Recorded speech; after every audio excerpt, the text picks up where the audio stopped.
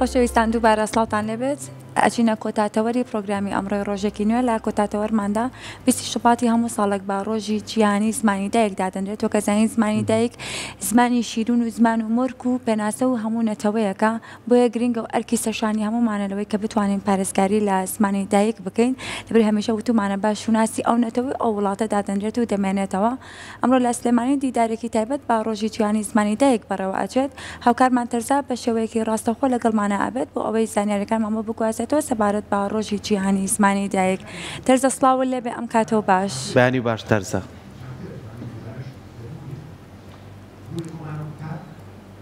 بەڵێ سڵاو لە ئێوە تاوی بینەرانی خۆشەویستی کورسات و پرۆگرامی ڕۆژێکی نوێ بێت. وەکو خۆشان ئاماژەتان پێ کرد ڕۆژی 21 شوباتی هەموو ساڵێک دەستنیشان کراوە بە ڕۆژی جیهانی زمانی دایک. بەڵام بە خۆشحاڵی و بەجی شانازیەوە سەرجەم زانکۆکانی کوردستان لە پێشوازی ڕۆژی جیهانی زمانی دایک ئەم ڕۆژە بەرز ئەنرخێنن، هەر بۆیە 20 شوباتی ئەم ساڵ چەند چالاکیەکی تایبەت یاخود دیدارێکی تایبەت لە زانکۆی جیهان سلێمانی بە بۆنەی ڕۆژی جیهانی زمانی دایک بەڕێوە دەچێت. بێگومان 20 شوباتی هەموو ساڵێک دەستنیشانکراوە بە ڕۆژی جیهانی زمانی دایک و لە سەرانسەری گیانە زیاتر لە 6,000 زمان هەیە، بەڵام 100 زمان قسەی پێ دەکرێت و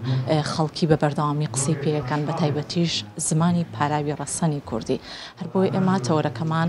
ئەمڕۆ تەرخان کردووە بۆ ئەم ڕۆژە گرنگە و بە تایبەتیش زمانی شیرینی کوردی. بەبزانین زمانی کوردی لە ئێستادا لە چه ئاستێکدایە کە بەشێکە لە ناسنامەی یاخود گەلان و هەموو کوردستانیش. هەر بۆیە ئێمە لە ڕێگەی زمانی پاراوی کوردیەوە ئەتوانین با بڵێن ناسنامە و سیمبولی کورداتی خۆمان بەدەست بهێنین کە بەشێکە لە ڕۆشنبیری هەموو گەلان. بێگومان کوردستانی شانبەشانی تاوی وڵاتانی گیان خاوەنی زمانی پاراوی خۆیەتی، خاوەنی زمانێکە کە هەمیشە دەوڵەمەندە، هێندە دەوڵەمەندە کەسانی ڕابردوو بۆ نمونە پرۆفیسۆران یاخود شاعیران یاخود کەسانی ڕابردوو هێندە بە پراوپڕی، هێندە بە جوانێ، هێندە بە تێر و تەسەلی ئەو زمانیان هێناوە و با بڵێن گرنگیان پێیا و ڕایان گرتووە نەوە لە دوایینەوە ئەتوانن ئەو زمانە خزمەتی پێ بکەن. بەڵام پرسیارەکە ئاخۆ لە ئێستای لەوەدایە ئەنەوەی ئێستا ئەتوانن ئەو زمانە بە پاراوی ڕابگرن. بۆی گفتوگۆی تاو ئەەکەین لە سەر ئەم بابەتە و لەسەر ڕۆژی جیهانی زمانی دایک بە تایبەتیش زمانی شیرینی کوردی. بە خۆشحاڵیەوە لە زانکۆی جیهان سلێمانی ئێستا ڕاستەوخۆ دیدارەکە بەردەوامی هەیە بە ئامادەبوونی میوانانی خۆشەویست، خوێندکارانی خۆشەویستی زانکۆی گیان و سەرجەم ئەو میوانانش کە دیدارەکە پێشەشەکەن. چەند دکتۆرێکی بەڕێز لێرە ئامادەم بە خۆشحاڵی و میوانی سەرەکی پرۆگرامەکەم دکتۆر مؤمن زەڵنی کا بەڕێزیان سەرۆکی بەشی وەرگێڕان لە زانکۆی جیهان سلێمانی لەگەڵمانەیە. دکتۆریان سپاس بۆ ئامادەبوونت بە خێراتی. هەربا لەوە دەست پێ بکەین بەسەرەتا لە چالاکیەکانەوە دەست پێ بکەین، دوجار هەندێک پرسیاری تر ئاراستی بەڕێستانەکەم. چالاکیەکانی ئەمڕۆی زانکۆی جیهان سلێمانی لە پێشوازی ڕۆژی جیهانی زمانی دایکە، چکە بیرمان نەچێت 21 شوبات دەستنیشان کراوە بە ڕۆژی جیهانی زمانی دایک. خۆی لە چی ئابینێتەوە؟ زۆر بەخێر بێن. پیرۆزبایی ئەم ڕۆژاکەم دایک و باوکە بەڕێزەکان لە نەوەکانی ئەم وڵاتەوە لە هەموو بەڕزانی کە دڵسۆزن بۆ زمانی کوردی. ئێمە وەکو زانکۆی جیهان سلێمانی و بەشی وەرگێڕان ئەمڕۆ وەکو پێشوازی لە ڕۆژی جیهانی زمانی دایک هەستین بە کۆمەڵێک چالاکی و ئامانجوانەوەی کە بەڕاستی بواری دڵسۆزی بۆ زمانی کوردی بخینە بوارێکی ئەکادیمیەوە و لە ڕووی توێژینەوەی زانستیەوە کا لەسەر ئەم پرسە بکرێت کە بەدڵنیاییەوە کاتێککە داتا قسەکات، کاتێککە توژینەوە قسەکات، کاتێک کادیمیا دێتە ناو کایەکانەوە گرنگیکی تایبەت بە خۆی هەیە. زانکۆی جیهان سلێمانی ئەمڕۆ دیدارێکی زانستی ساز کردووە بۆ ئەوەی کە لە چەند تەوەرێکا بە شێوازێکی زانستی قسە لەسەر پرسی دڵسۆزی و پرسی هەمەچەشنی و پرسی کاریگەری زمانی دایک بخاتە ڕوو. ئەویش ئەوەیە کە بابەتێکمانە بێت لەسەر زمان و بیرکردنەوە کە ئێستا مامۆستاکی بەڕێز پسپۆڕێکی بەڕێز قسەی لەسەرەکات. دواتر بابەتێکە بێت لەسەر زمان و پەروەردە، چۆن وا بکەین لەناو پەروەردەی ئێمەیە زمانی کوردی جێگەی بێتەوە و زمانی کوردی جێگەی بایەخ بێت و نەوەکانی وڵاتە شانازی بە زمانەکە خوان بکەن. بابەتێکی ترمان بریتە لە کاریگەری خێزان لەسەر ئاڕاستەکردنی منداڵەکانی بۆ زمان کە بابەتێکە پێی وترێت سیاسەتی زمانی خێزانی لێرە پێشکەشەکرێت. لەگەڵەوە زانکۆی جیهان سلێمانی بە ئەرکی خۆی دەزانێت کە بە باشترین شەوە خزمەت بە هەموو کەسانە بکات کە دڵسۆزانە خزمەتی زمانی کوردیەکەن. ئێمە گۆڤاری زمانەمانیوان هەیە لێرە کۆکو دەستگای زمانەوانی زانکۆی جیهان سلێمانی بە شێوازێکی وەرزی گۆڤارەکە بڵاو بێتەوە و گرنگترین تەوەرەکانی بریتین لە پەیوەندی زمان و زیرەکی دەست کرد کە ئێستا ڕاستێکی زۆر تازەیە و کاریگەری میدیا لەسەر زمان و هەروەها دۆخی زمان ئینگلیزی لە هەرێمی کوردستانە ئەمانە کۆمەڵ تەوەران کە بەردەوامی ئێمە کاریانە سەرەکەین لەناو زانکۆی جیهان سلێمانیەوە لە ئەنجامی چالاکیانە ئەگەین بەوەی کە لە ڕووی توێژنەوەی زانستیەوە پەرە بەم پرسە بدەین و کاریگەری زانستی ئەم دۆخە ڕوون بکەینەوە بۆ خەڵک و بۆ خوێنەرانی هەرێمی کوردستان. کەواتە ئێستا با بینە سەر بەشێکی دیکەی ئەو بابەتانەی کە پەیوەستە بە زمانی پاراوی ڕەسەنی کوردی. سەرەتا ئەگەر بپرسم بۆچی پێی ئەوترێت زمانی دایک دکتۆر؟ بەڵێ زمانی دایک دەستەواشەیە کە لە چەند ساڵانی ڕابردووە هاتارەوە دوای ئەوەی کە درک بەمە کرا کە ژمارەیەک زمانی نەدۆڵەتی کاریگەریان بەسەر ناوچە جیاوازەکانەوە جێهێشتووە و کاریگەریکە گەشتوتە ئاستێک کە زمانی سەرەکی وە زمانی یەکەمی نەوەکانی ئەم وڵاتە خەریکە لە هەندێک کۆمەڵگەیە بەرەو ترس و ناوچوو نەچوو. بۆیەش ئەم ڕۆژە دیاری کرا لە ڕاستی نەدۆڵەتی لە نەتەوەی گرتوەکان هاتن بڕیاری ئەمەیاندا کە ڕۆژێک بۆ ڕۆژێکی جیهانی بۆ زمانی دایک تەرخان بکەن بەوەی کە دایک و باوکە بەڕێزەکان تێبگەێنن کۆمەڵەکان تێبگەن دەسەڵات و حکومڕانەکان تێبگەێنن کە گرنگە زمانەکە پارێزراو بێت و بەڕاستیش پاراستنی زمانی دایکی کاریگەری لەسەر گەشەی هزری منداڵەکان هەیە و ئەو منداڵانەی کە زمانێکی دایکی بە باشی ئەزانن ئەتوانن باشتر لەگەڵ کۆمەڵگەیان مامەڵە بکەن باشتر پەروەردە پێشخەن باشتر گەشە بکەن. بیرمان نەچێت ئەوەی کە هەیە هەر ڕۆژێکی جیهانی کە دەستنیشانەکرێت بێگومانیان ڕووداوێک یاخود چیرۆکێکی گەوری لە پشتا بۆیە بە خۆشحاڵیەوە یونسکۆش کە ئەم ڕۆژەی دەستنیشان کردووە دیارە ڕووداوێکی گرنگ لە پشت ڕۆژی جیهانی زمانی دایکەوە کە پێم خۆشە دوجار وەڵامی ئەوەشم دەستکەوێت لەسەر ئاسی تەواوی زانکۆکانی کوردستان بێگومان لە ڕۆژی جیهانی زمانی دایکە کار لەسەر خزمەتکردنی زمانی دایک ئەکەن و بگرە لە ڕۆژەکانی تریش بەڵام پرسیارەکە ئاخۆ لێرەدا لەوەیە خۆی ئەبینێتەوە ئایا کاریگەری زمانی دووەم یاخود فێربوونی زمانی دووەم تا چەندە کاریگەری کردوتە سەر زمانی دایک یاخود ئاستی زمانی کوردی لە ئێستاە لە چه ئاستێکە ئێوە ڕازین بۆ دۆخی ئێستای زمانی کوردی کە لە چ بار و دۆخێکە خۆی ئەبێ دان بۆیە بنین کە زمانی کوردی زمانێکی ڕسمیە لەسەر ئاستی عراق لەسەر ئاستی هەرێمی کوردستان و پێی دەستوری عراقی زمانەکە فەرمیناسەنراوە لە ڕووی بەکارهێنانی شۆ زمانی کوردی لە ئێستا زیاد لە 40 ملیۆن کەس بەکارێنە سەر ئاستی جیهان بۆیەش زمانێکی زیندووە لەگەڵەوەشە وای کردووە کە ئەو پێشکەوتنانی لەگەڵ لە ڕووی تەکنۆلۆژی هاتووە ئاراوە زمانی کوردی بۆتە زمانێکی پەسەند لە ڕووی نەدەوڵەتیەوە بۆ نمونە ئێستا ئێمە لە گوگڵ زمانی کوردیمان هەیە لە ئەپڵ زمانی کوردیمان هەیە لە ئەپلیکیشنە جیاوازەکانە زمانی کوردیمان هەیە و ئەوەی کە لە ساڵ 2022 هەنگاوێکدا بە ئاڕاستەی زیادکردنی زمانی کوردی بۆ گوگڵ ترانسلیت یان وەرگێڕانی گوگڵ بۆتە هەنگاوێکی زۆر بە ئاڕاستی پێشخستنی زمانی کوردی و بەڕاستیش زمانی کوردی گەشتوتە ئاستێک ئێستا ئینسان شانازی پێ بکە مرۆڤ و با بڵین تاک بە تاکەم کۆمەڵگەی شانازی بۆ بکە کە زمانی کوردی هەیە چونکە زمانێکی زۆر دەوڵەمەندە و زمانێک ئەتوانێت لە ئاستی زمان دەوڵەتەکانە مامەڵە بکات لەگەڵەوە شای ئێمە بیرمان لەوە نەچێت کاتێک کە دەستەواژەی زمانی دایک دێتە ئاراوە وەکو ئاماژەم پێکرد قسەکە لەوە بوو کە کۆمەڵێک زمان کە زمانی زیندون خەریکە بەر ناوچوو نەچن لە ئاستی دەوڵەتی ئەگەر ئێمە دوورە لە زمانی کوردیەوە زمانی کوردی لە مەترسیان نیە و بە پێچەوانەوە زمانێک لە گەشە سندنە بەڵام لەگەڵەوەشە ئەمە وای کردووە کە کاریگەری زمانە گەورەکانی دنیاوە هەژمونی زمانە گەورەکانی دنیا وای کردووە کە بەڕاستیش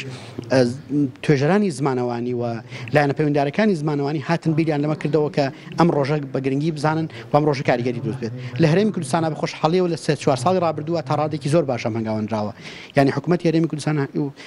ئەم پرسە هوشیاری خەریکە فراوان کردووە و خەریکە بە ئاڕاستی وایە کارەکە کە وردە ئەکادیمیا بێتە ناو ڕۆڵی هەبێت زانکۆکان چالاکی جۆرجۆریان هەیە ئەکادیمیا چالاکی جۆرجۆری هەیە حکوومەت و وەزارەتە پەیوەنددارەکان چالاکی جۆرجۆریان هەیە بەڵام لەگەڵەوەش بەڕاستی پێویستمان بەکاری زۆرترە من پێم وایە حکوومەتی هەرێمی کوردستان بە هەنگاو هەڵگرتن لەوەی کە هەرێمی کوردستان بک بە خاوەنی سیاست و پلاندانانێکی زمانی سیستەماتیک ئەتوانێت ئەم دەرفەتە بە فراوانتر گەشە پێودات و هەنگاو باشەکان بڕتەوێش لەگەڵەوەش زۆر گرنگە وەزارەتە معنیەکان وەزارەتە پەیوەنددارەکان کار لەسەرمە بکەن ئێستا بۆ نمونە ڕەنگێکی لە دۆخەکان کە وێنەیەکی تا ڕادەیەک ناتەبای هەیە لەگەڵم دۆخی ئەمە ئەوەی کاتچتە بازاڕەوە زۆربەی تابلۆی دوکانەکان زۆربەی نیشانەکان زۆربەی ناوی دوکان و کۆگاکان بە زمانێکی بیانیە ئەمە وای کردووە کە دایک و باوکان ڕەنگە دڵخۆش نەبن بەم دۆخە بۆیە ئاساییە بلایەنەوە یان ئەم بیرڕایان لە دروست بووە لە منداڵی و منداڵەکانیان بنە لە قوتابخانەیەکی تایبەت بۆی فێری زمانێکی بیانی بێت بۆیش بەڕاستی پێویستە سەرتا وێنەکە ڕوون بکەینەوە وێنەکە ڕاست بکەینەوە اینجا هەوڵیەوە بدەین کەم هوشیارێ بگاتە هەستێک کە دایک و باوکە بەڕێزەکان وا لێ بکەین هەست بە شکۆمەندی بکەن بۆ زمانی کوردیەوە دکتۆر بیرمان نەچێت ئەو سەردەمە بۆ نمونە شەڕ لەسەرەوە کراکە بە تعریب نەکرین یاخود زمانی کوردی کاڵ نەبێتەوە بەڵام لە ئێستایکە وەکو خۆشت ئاماژەت پێکرد کاریگەری زمانی دووەم ڕەنگە کەمێک کاریگەری خسبێتە سەر زمانی ڕەسەنی کوردی بەڵام بە خۆشحاڵیوە زمانی پاراوی کوردی هێندە کاریگەریەکی باشی هەیە لەسەر ناوەندەکانی خوێندن لە سەرجەم زانکۆکانی هەرێمی کوردستان توانیمانە ئەو زمانە تا ڕادێک بە پارایی بهێڵینەوە بۆی بە شازێکی گشتی ئەگەر بپرسم چەند زاراوە لە زمانی کوردیە هەیە بۆ منەجیاکراوەتەوە زمانی کوردی باکوور ڕۆژئاوا بادینی کامیان دیاری کراوە کە کوردیەکی ڕەسەنی کوردی ینی با بڵێن ڕەسەنایەتی کوردی پاراستووە ئێمە دوو تێگەشتنمان هەیە بۆ زمانی کوردی تێگەشتێکیانەوەی کە پێی وایێت زمانی کوردی کۆمەڵێک دایلەکتی جیاوازیە کۆمەڵە شێوەزاری جیاوازیە کۆمەڵە زارا و بنزاری هەیە تێگەشتێکی ترەوەیە کە بە کۆی زمانەکان نابینی ناویان بنێ زمانەکانی کوردی چونکە بەڕاستی هەندێک لەم زاراوان هەندێک لەم شێوەزارانە دوورن لێکرا وەکە ئەم کاریگەریەش تا ڕادەیەک بە ئاڕاستێکی تر ئاڕۆ بۆیش ئەوەی کە هەیە کوردی ناوەڕاست ئێستا پایدارە کوردی ناوەڕاست ئێستا زیندووە کوردی ناوەڕاست ئێستا کاری سەرەکی لەسەرەکەت بەتایبەت لە لاهۆرێمی کوردستانە کە زمانی کارگەڕی ئێمە زمانی میدیای ئێمەیە زمانی پەروەردەی ئێمەیە زمانی پێشخستن و زمانی بازار و زمانی فەرمیاتی ئێمەیە ئەوەی کە ماوەتەوە تا ڕادەیەک تۆزێک جێگەی نیگەرانی ئەوەیە کە لە ڕووی یاساییەوە زمانی یاسایی ئێمە تا ئێستش دەستەواژە عەرەبیەکانی بەسەر زاڵە زمانی عەرەبی کاریگەری هەیە بەسەر زمانی یاسایی ئێمەوە بۆش بەڕاستی ئەمە کاری جددیەوێت و لەگەڵەوەشا بوونی زمانی ئینگلیزی کەس نکۆڵی ناکە ناتوانین لەمە بکە ئەمە جیهانگەراییە تەکنۆلۆژیایە زیرەکی دەستکردە هەموو شتانێک کە هاتوون بەڵام لەگەڵەوەشا زۆر پێویستە کە حکوومەت یاریمی کوردستان لە ڕووی سیستەماتیکیەوە کار لەسەرمە بکات کە زمانێکی بیاین دێتە وڵاتەوە بە باشی پێشوازی لێ بکرێت لە ڕووی سیستەماتیکە و کاری لەسەر بکرێت پێشوازیکردنە کەسمان نکۆڵیمان لەسەرەوە نیە بەڵام بەدڵنیاییشەوە نابێت زمانی کوردی خۆمان بکەین بە قوربانی چکە من زۆر جار وتومە ئێستا ژەیڵێمەوە زمانی دایک بۆ منداڵانی کوردستان و کوشیری دایک پێویستە زۆر گرنگەکە هەمومان ئەم خەمە هەڵگرین و کاری بۆ بکەین کۆتا پرسیار لە بەڕێستانەکەم گرنگە ئەگەر کەسێک بێوێت سەرکەوتوو بێت بۆ نمونە کەسێک بێوێت بەهرەمەند بێت کەسێک بێوێت بگاتە پلەیەکی باڵا لە بڕوانامەیەکی زۆر سەرکەوتووە ئایا ئەتوانێت تەنیا زمانی دایک فێر بێت یاخود پێویستە زمانی دیکەش فێر بێت یان بە پێچەوانەوە تەنیا ئەتوانێت بە زمانی دایکی خۆی بتوانێت بگاتە ئەوە بەهرەمەند بێت سەرکەوتوو بێت ئێمە دوو جۆر خواست و پێویستیمان هەیە بۆ زمان خواستێکی گشتیمان هەیە ینی خەڵکی بازاڕە خەڵکی قوتابخانەکانە خەڵکی مەکتەبەکانە خەڵکی کۆمەڵگە جیاوازەکانە ئەمە پێویستەکەی بۆ زمان جیاوازە لە کەسێکی ئەکادیمی کەسێک کە دەوێت پەرە بە خوێندنی باڵا بدات بەدڵنیایی پێویستی بەوەی فێری زمانی بیانی بێت پێویستی بە زمانی ئینگلیزیە چونکە سەرچاوەکان بە زمانی ئینگلیزین توێژینەوەکان بە زمانی ئینگلیزین کارکردنەکان بە زمانی ئینگلیزین بۆیە بەدڵنیاییەوە ئێمە ناتوانین نکۆڵی لەوە بکەین کە زمانی بیانی پێویست نییە زمانی ئینگلیزی زۆر گرنگەوە زمانێکی زۆر کاریگەرە زمانێکی زیندوی جیهانیە ئێمە دەزانین ئێستا کە لە ئاستی دەوڵەتیە هەزاران و ملیۆنان کە زمانی ئینگلیزی بەکارێنێ بە زمانێکی بەشێک لە ژیانی ئێمە ڕۆژانە ناتوانین کۆڵ لێ بکەین بەڵام زۆر گرنگە بیرمان لەوە نەچێتەوەکە ئێمە گرنگە بایەخ بەمە بدەین کە زمانی دایکی بپارێزرێت منداڵەکانمان زمانی دێگەورە بن دواتر بچن ناو پرۆسەی فێربوونی زمانێکی ترەوە زۆر سپاس بەڕێزی دەستان خۆش بێت زۆر سپاس بۆ جەنابیشت زۆر سپاس بۆ دکتۆر مؤمین زەڵنی سەرۆکی بەشی وەرگێڕان لە زانکۆی گیان سلێمانی زۆر بە کورتی میوانێکی تریشم پێم خۆشەوتیەکی لێ وەرگرم ئەوش زۆر بەڕێز مامۆستا عەلی فەرەج مامۆستای زانکۆ لە زانکۆی گیان سلێمانی مامۆستا گیان سپاس بۆ ئامادەبوونت بە خێراتی بەهەر لەوە دەست پێ بکەم بابینە باسی میدیاوە ڕۆڵی میدیا تا چەندە کاریگەرە لە پاراستنی زمانی ڕەسەنی کوردی بەڵێ زۆر بەخێر بێن دووبارە یەکمان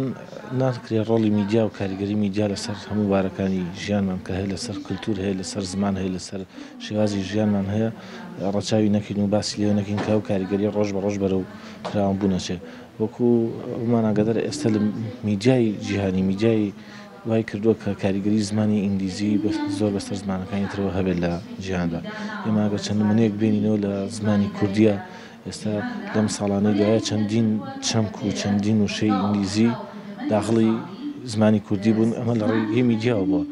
کلتورمان کە چەندین گۆڕانکاری بەسەر هاتووە شێوازی نەریتە کوردیەکە گۆڕانی بەسەر هاتووە لەژێر کاریگەری میدیا بووە ئەو نەوە نوێی ئێستا ئەو نەوەی کە ئێستا لە خوێندنی سەرەتایی و لە قۆناغەکانی خوێندنان ئەو شێوازە زمانیان وەرگرتووە کە ئەمە لایانی باشی خۆشیە و لایانی خراپی خۆشیە کە حکوومەت پێویستە زیاتر ڕەچاوی ئەو کە زمانی کوردەکەی لەگەڵ بپارێزێ ئێمە ئێستا وای لێ هاتووە بناڵ چەندین چەمک و چەندین وشەی ئینگلیزی کردوتە ناو زمانی کوردی کە لەوانەیە هەروە بزانێ ئەمە زمانی دایک خۆیەتی کەوا بەکارهێنێ بێگومان میدیا کاریگەریکی گەوری هەیە بۆ لەسەر زمان بەڵێ خۆش بێت هیچ پامێکی ترماوە ئاماژەی پێ بکەیت تایبەت بە پێشوازیکردن لە ڕۆژی گیانی زمانی دایک ئێمە وەکو زانکۆی گیان سلێمانی ڕاستی بە ئەرکی خۆمان ێزانین کە چکە لەو ئەرکی کە بۆ فێرخوازەکانمان لە ناو زانکۆ خزمەت بکرێن و لە ڕۆ ئاکادمیەکەەوە وانەکانیان خوێنن بە دەرەوەش بۆ کۆمەلگا خۆمان بە بەرپرسیارە زانین بۆ ئێمە ئەم ساڵ بۆ ئەمیادە جگە لەم سیمپۆزما ناساندین گۆڤارێکمانە بوو گۆڤاری زمانەوانی کە خزمەت لەم گۆڤارە کە مەبەست لەم گۆڤارە خزمەتکردنە بە زمانی دایک و زمانی ڕەسەنی کوردی بۆ کۆمەلگاوە جگە لەوەش کتێبێکیشمان ناسان کە کتێبی کوردناسیە کە ئەمەش هەمان مەبەست و هەمان ئامانجی هەیە بۆ خزمەتی کولتوری و زمانی کوردیە زۆر سپاس بۆ ئێوە زۆر سپاس سپاس بۆ مامۆستا عەلی فەرج مامۆستای زانکۆ لە زانکۆی گیان سلێمانی زۆر سپاس بۆ دوو میوانەکەم لەم بەشەی پرۆگرام کە کۆمەڵێک ڕوونکردنەوەی زۆر باشیان نیە تایبەت بە ئاستی زانکۆکانی هەرێمی کوردستان کە بتوانین زیاتر زمانی پاراوی کوردی پارێزگاری لێ بکەین کە ئێمە ناسنامەی شوناسی نەتەوەکەمان زمانی کوردیە زمانی شیرینی کوردیە بۆیە بێگومان گرنگە پارێزگاری لێ بکەین لێرە و پیرۆزبایی خۆمان ئاڕاستەی تەواوی زمانزانانی کوردستان ئەکەین کە بە زمانی پاراوی ڕەسەنی کوردی قسە ئەەکەین هیوادارین ئەم زمانە بێگومان چەند هێندە چالاکی بۆ بکرێت کەمە لەبەر ئەوەی ئێمە بەم زمانی خۆمان ئەناسرێنەوە. ئەمە تاوی ئەو بابەتانە بوو ئەو دیدارە بوو کە ئەمڕۆ لە زانکۆی گیان سلێمانی لە ڕێگەی میوانەکانمەوە بۆ تاوی بینەرانم گواستەوە ئەگەڕێمەوە بۆ ستۆدیۆ بۆ لای هاوکارانم. بەڵێ دەست خۆشتەرزە دەستخۆشیش بۆ میوانەکانێ بە هیوای ئەوەی کە گرنگی ئەم دیدارانە بە تایبەتی بۆ زمانی دایک بۆ تەواوەتی کاری تیابکرێت لە ناوەندا ئاکادمیەکانە و وەکو بەڕێزانەش ئاماژەیان پێەیە ئەوەی کە گرنگە منداڵەکانمانن توانین هەر لە سەرەتای پەروەردەکردنیانەوە زمانی دایک بە شێوەیەکی باش گۆش بکرێت هەوڵنەین سەر لێ شێوەیاندا دروستکەین بۆی کە زمانچە زمانی کە فێربێ ڕاستە بەسوودە بەڵام با زمانی دایکی زیاتر پاراو بێ ئەو کاتە کار لەسەر بابەتەکانی و زمانەکانی تر بکرێت. دووبارە سپاس بۆ تۆ دەستخۆش.